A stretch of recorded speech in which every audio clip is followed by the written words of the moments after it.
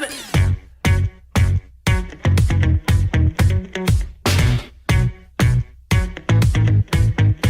I met a boy last week trying to run that game. Made it sound so sweet when he say my name. I said, boy, stop, run it back. You can talk that talk, but can you play that sax? Met a boss last night buying out the boss. Said I can ride top down in his Jaguar. I'm like, boy, stop, run that back. You can drive.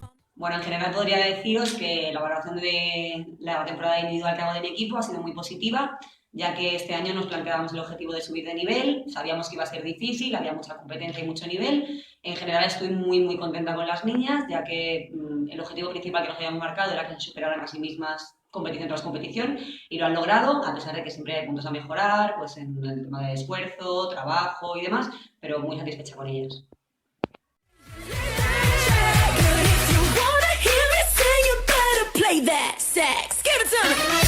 Bueno, la primera fase todo hay que decir que teniendo el poquito tiempo que teníamos para prepararla, el resultado ha sido muy bueno, a pesar de que enfocamos la segunda y tercera fase trabajando mucho más, ya que a pesar de que, como os digo, salió bien, siempre puede salir mejor, tenemos más tiempo para prepararnos, para seguir esforzándonos, siempre que ellas se comprometan, sigamos trabajando duro, estoy convencida de que saldrá bien.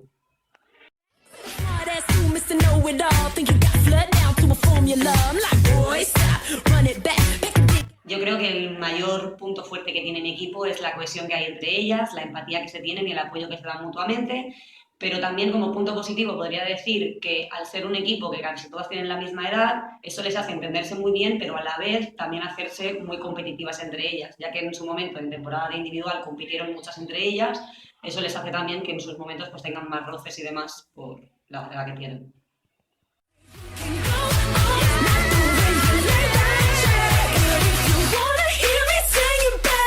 That sex, give it to me.